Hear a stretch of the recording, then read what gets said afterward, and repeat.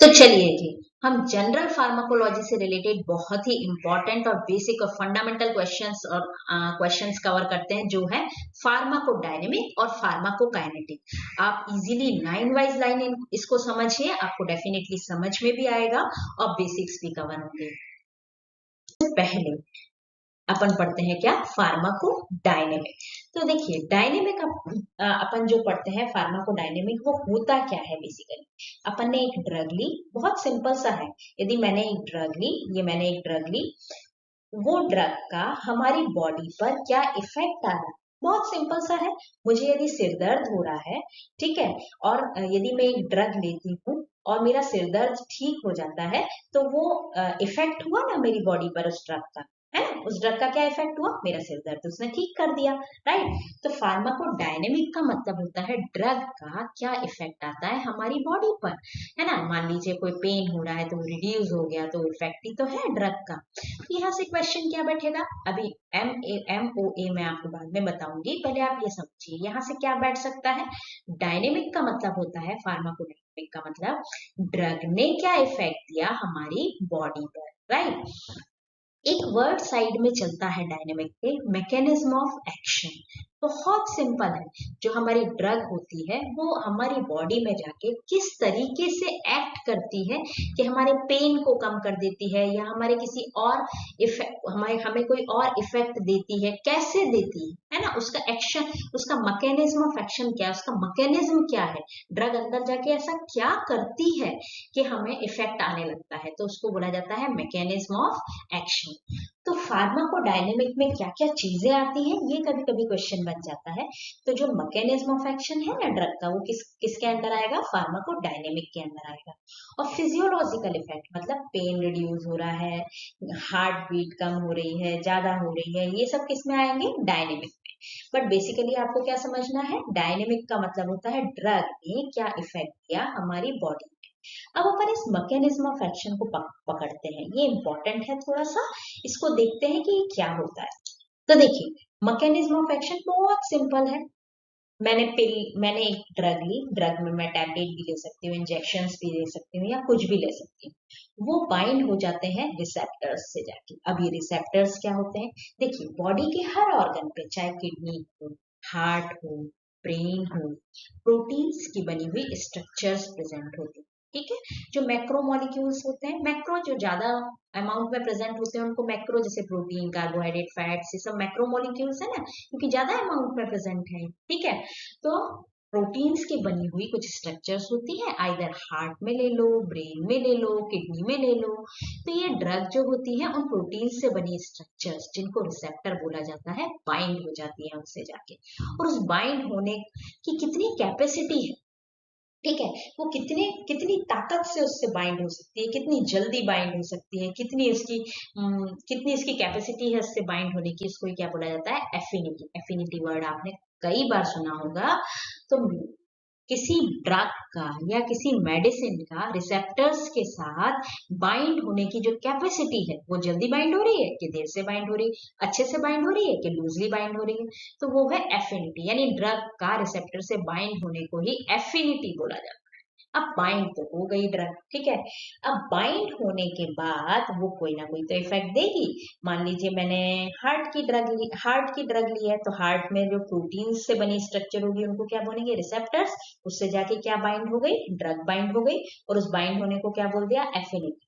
अब बाइंड होने के बाद वो कुछ ना कुछ इफेक्ट देगी, या तो हार्ट बीट बढ़ाएगी या हार्ट बीट कम करेगी, तो उसी को क्या बोला जाता है, एफिकेसी। एफिकेसी यानी उस ड्रग की कितनी एफिकेसी है, कितनी पावर है हार्ट पर इफेक्ट देने की। आइदर बढ़ा, यदि वो ड्रग हार्ट रेट बढ़ाती होगी तो बढ़ाने की कितनी कैपेसिटी है, घटाती होगी तो घटाने की कितनी कैपेसिटी है, राइट। तो देखिएगा, यानी इंट्रिंसिक एक्टिविटी और एफिकेसी का मतलब होता है एफिनिटी, माने बाइंड होना, बाइंड होने के बाद उसकी फार्माकोलॉजिकल कैपेसिटी क्या है, ठीक है ना। उसकी एफिकेसी, उसको बोला जाता है एफिकेसी या इंट्रिंसिक एक्टिविटी, यानी उसकी पावर क्या है किसी भी ऑर्गन पर इफेक्ट देने की पावर, एक तरीके से पावर बोल सकते हैं इसको, इंट्रिंसिक एक्टिविटी या एफिकेसी इसको बोला जाता है। तो जब भी ये दो वर्ड आए आपके पास, एफिनिटी या एफिकेसी, एफिकेसी को इंट्रिंसिक एक्टिविटी देते हैं तो आप घबराए ना। एफिनिटी का मतलब होता है बाइंड होना, किस कैपेसिटी से रिसेप्टर और मेडिसिन बाइंड हो रहे हैं, और इंट्रिंसिक एक्टिविटी और एफिकेसी मतलब उसका फार्माकोलॉजिकल इफेक्ट देना, कितनी एफिकेसी है उसकी, कितना इफेक्ट दे सकती है, राइट। लिगैंड वर्ड कभी आता है तो इसको भी आप याद रखिए, बहुत सिंपल है। जो हमारी इतनी बड़ी ड्रग है ना, उसकी कुछ ना कुछ केमिकल स्ट्रक्चर होगी, तो उसमें एक छोटा सा फंक्शनल ग्रुप होता है, बस वो जाके रिसेप्टर से बाइंड होता है ना। इतनी बड़ी स्ट्रक्चर में एक ही फंक्शनल ग्रुप होगा, एक छोटी सी स्ट्रक्चर होगी, वो जाके रिसेप्टर से बाइंड होगी, और उसी को क्या बोला गया है, लिगैंड बोला गया है। तो आई होप आपको डायनेमिक तो समझ में आ गया होगा कि हमारी ड्रग हमारी बॉडी पर क्या क्या इफेक्ट दे रही है ना। ये सब यदि आपको बोले एफिनिटी किस में आएगा तो डायनेमिक से रिलेटेड है, एफिकेसी किससे रिलेटेड है तो डायनेमिक से रिलेटेड है, मैकेनिज्म ऑफ एक्शन किससे रिलेटेड है तो डायनेमिक से रिलेटेड, फिजियोलॉजिकल एक्शन किससे रिलेटेड है तो डायनेमिक से रिलेटेड है। क्यों? ये सब वो इफेक्ट है जो ड्रग हमारी बॉडी पर दे रही है। अब अपन पढ़ेंगे क्या, फार्माकोकाइनेटिक। बहुत सिंपल है, इसके लिए बहुत डिटेल पढ़ने की जरूरत नहीं है। अभी तो मैंने देखा बॉडी ने हमारे ड्रग पे क्या इफेक्ट, नेक्स्ट क्या देखेंगे अपन कि बॉडी ने क्या किया ड्रग का, यानी जब हमने टैबलेट ली तो हमने टैबलेट ले तो ली, अब जाके उस ड्रग का क्या हुआ, है ना।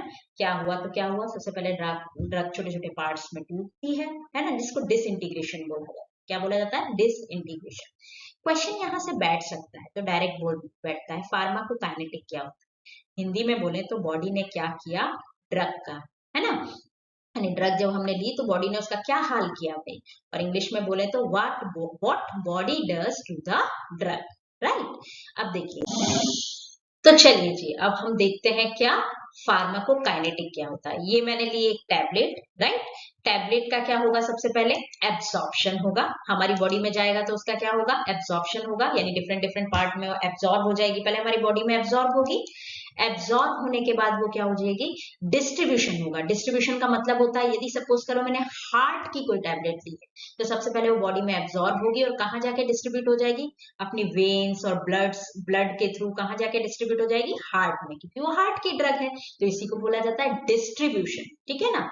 और मान लो किडनी की होगी तो किडनी में डिस्ट्रीब्यूट हो जाएगी। नेक्स्ट, अब हुआ ड्रग का काम खत्म, है ना। ड्रग ने जितना इफेक्ट हार्ट को देना था दे दिया, हमारी हार्ट बीट बढ़ गई थी तो हमारी हार्ट बीट कम हो गई। अब ड्रग का होगा क्या, मेटाबॉलिज्म, यानी ड्रग का इफेक्ट खत्म होने को ही मेटाबॉलिज्म बोला जाता है, यानी ड्रग का इफेक्ट यहाँ पे मेटाबॉलिज्म में खत्म हो जाएगा।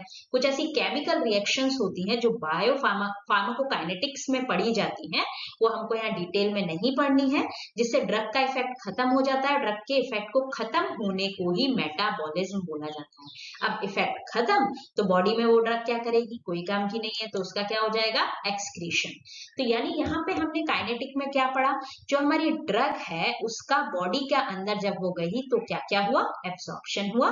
एब्जॉर्प्शन होने के बाद उसका डिस्ट्रीब्यूशन, जहां की ड्रग है वहां पहुंच गई, हार्ट की दी है तो हार्ट में, ब्रेन की दी है तो ब्रेन में, किडनी की दी है तो किडनी में। मेटाबॉलिज्म, ड्रग का इफेक्ट खत्म हुआ, यानी ड्रग का काम खत्म हुआ, अब वो हो जाएगी मेटाबोलाइज, यानी उसकी केमिकल प्रॉपर्टी यानी उसकी फार्माकोलॉजिकल प्रॉपर्टी खत्म हो जाएगी, फार्माकोलॉजिकल और थेरापेटिक प्रॉपर्टी खत्म, अब वो कोई काम की नहीं रही और उसको एक्सक्रीट कर दिया जाएगा। तो ये जो चार हैं वो आते हैं अपने फार्माकोकाइनेटिक में, और इसको ADME से आप याद रखिएगा। ए का एब्जॉर्प्शन, डी का मतलब डिस्ट्रीब्यूशन, एम का मतलब मेटाबॉलिज्म और ई का मतलब एक्सक्रीशन। तो आई होप आपको डायनेमिक और काइनेटिक बहुत अच्छे से समझ में आ गया होगा। आप पॉइंट वाइज पॉइंट समझिए, बेसिक समझिए, बहुत बेसिक समझिए, तो आप बड़े से बड़े क्वेश्चन भी इजीली सॉल्व कर पाएंगे। Thank you so much for watching this slide, और मैं फिर और कुछ क्वेश्चंस लेके आऊंगी, और आपसे भी रिक्वेस्ट है कि आप प्लीज कमेंट बॉक्स में लिखिए कि आपको स्लाइड से ज्यादा समझ में आता है या व्हाइट बोर्ड पे ज्यादा समझ में आता है, तो मैं आपको उस तरीके से ही पढ़ाऊंगी ताकि आप भी गेन कर सके और मुझे भी अच्छा लगे, right. Thank you so much for watching this slide.